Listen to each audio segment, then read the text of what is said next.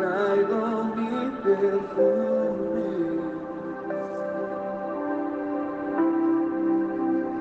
Hoy te quiero ungir con nuestra adoración. Derramo mi corazón delante de ti. La palabra para hoy es Dios es misericordioso. Hoy veremos la gran misericordia que Dios ha volcado sobre su creación y entenderemos un poco más de su justicia. Y esto está diseminado a lo largo de todas las Escrituras. Comencemos por el principio y el mismo está en los capítulos 1 y 2 del Génesis.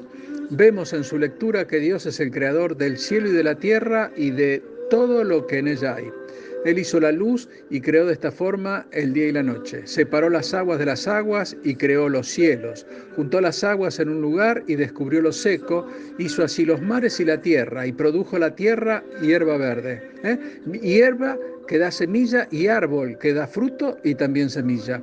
Luego creó el sol para alumbrar en el día y a la luna para alumbrar en la noche. Luego creó seres vivos en las aguas y aves que vuelan sobre la faz de la tierra. E hizo Dios que se produzcan en la tierra seres vivos y que se reproduzcan según su género.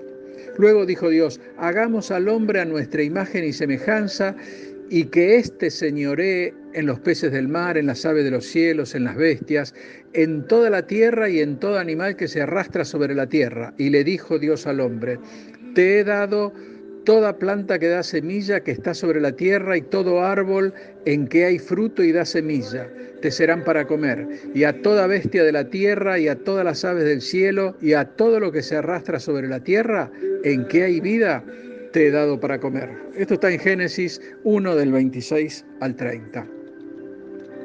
Dios creó todo con el poder de su palabra, pero con el hombre se tomó el trabajo de hacerlo del polvo de la tierra. Y luego de haber hecho al hombre, sopló en su nariz aliento de vida y fue el hombre un ser viviente. Miremos lo que nos dice 1 Corintios 15 del 45 al 48. Fue hecho el primer hombre Adán, alma viviente, el postrer hombre espíritu vivificante, mas lo espiritual no es primero, sino lo animal, luego lo espiritual.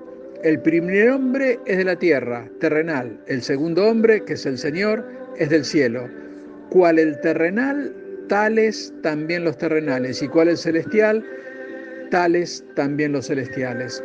Ahora bien, nosotros debemos entender que la desobediencia es el comienzo del pecado y es donde perdimos todo lo que Dios había puesto en nuestras manos, y está bueno saber qué es lo que Dios nos había dado. Primero, nos dio comunión con Él, es decir, nos dio la posibilidad de tener amistad e intimidad con Él. Segundo, nos dio su carácter. Él nos hizo a su imagen y semejanza.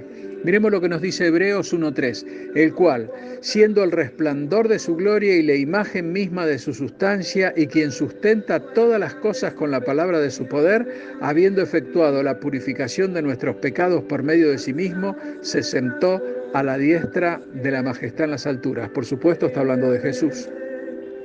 Tercero, nos dio la posibilidad de multiplicarnos y de tener dominio y autoridad. Tener autoridad es el resultado de la unión entre Dios y el hombre, y tener dominio es ejercer influencia sobre todo lo que nos rodea. Todo esto le dio Dios al hombre, pero también le dio libre albedrío y con esto la posibilidad de elegir y poder decirle no a Dios. Y el hombre decidió desobedecer voluntariamente a Dios. Quizás uno estaría tentado a decir, ¿por qué Dios habrá permitido que el hombre desobedeciera? ¿Por qué no se lo impidió? La respuesta es muy sencilla y debemos entender que si bien Dios nos creó para su gloria, para que lo alabemos, lo adoremos, para que le busquemos solamente a Él, también nos dio libre albedrío. Y si Él hubiera intervenido para que el hombre no cayese en la tentación y de esta manera no pierda todo lo que tenía en sus manos, sencillamente el hombre hubiese sido un autómata. Y Dios no hubiese tenido la posibilidad de confrontarlo con sus hechos, ya que el hombre tendría incluso hasta la posibilidad de responder tranquilamente, ¿quién? ¿Yo? Pero si tú me lo permitiste, y no existirían consecuencias con el pecado. Así fue como el hombre lo perdió todo, desdeñó a Dios y murió, primero espiritualmente y más tarde físicamente. Ya lo sabemos, la paga del pecado es muerte. Y no nos engañemos, para Dios no hay pecado chico, ya que para Él todos los pecados son iguales, una mentira, un insulto, un robo, un asesinato, una violación. Para Él los pecados tienen que ver con la desobediencia. Y después de tener esto en mente, estamos en condiciones de concluir hacia dónde nos llevará el pecado. Recomiendo leer Romanos 1 del 21 al 32. Ahí podemos ver que el final del hombre no puede ser otra cosa más que la muerte, ya que no glorificó al Dios de su salvación. Se envaneció en su propio razonamiento y su propia sabiduría humana. Cambió la verdad de Dios por la mentira y se alejó más y más de su Creador. Nuestros días actuales son un calco de estos pasajes bíblicos, pero el Señor, en su gran misericordia, nos dice que no todo está perdido. Veamos Génesis 3:21. Y Dios hizo al hombre y a su mujer túnicas de pieles y los vistió. Aquí observamos la muerte de un inocente para salvar a un culpable. Vemos que tiene que morir un animal para entregar su piel y así cubrir el pecado del hombre. Si afilamos nuestros sentidos, podremos ver en esta representación una sombra de lo que Cristo iba a hacer por todos nosotros en la cruz del Calvario. Y caminó yendo al monte Moriah con Abraham e Isaac, ¿sí? Para ofrecer a Isaac en sacrificio. Esto lo vemos en Génesis 22:6. Y tomó Abraham la leña del holocausto y la puso sobre Isaac su hijo. Aquí Isaac está caminando en obediencia con la leña en la mano, equivalente a Jesús en el Gólgota caminando con la cruz en sus hombros. El Señor sigue mostrando lo que va a hacer por nosotros. Para concluir, vayamos a Filipenses 2:8. Y estando en su condición de hombre, se humilló a sí mismo, haciéndose obediente hasta la muerte, y muerte de cruz. ¡Qué tremenda revelación! Génesis 3:21. Inocente paga por el pecado. Génesis 22:6. Isaac caminando con la leña en sus manos. Filipenses 2:8. Se hizo hombre, se humilló y fue a la cruz, por vos y por mí. Tenemos que entender que el Señor quiere lo mejor para nosotros, para todos los que guardan sus preceptos, andando en sus caminos, observando sus estatutos y sus mandamientos. Si nosotros guardamos el pacto con el Señor, seremos prosperados en todo lo que hagamos y en todo lo que emprendamos. Así que los animo a ser obedientes, mansos, disciplinados, ya que ejemplo tenemos.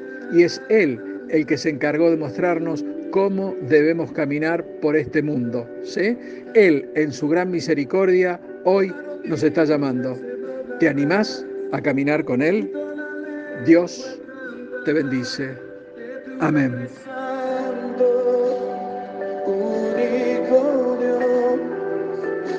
Declaramos, los presidentes se inclinarán, los poderosos se postrarán delante de ti. Santo, santo, santo, santo.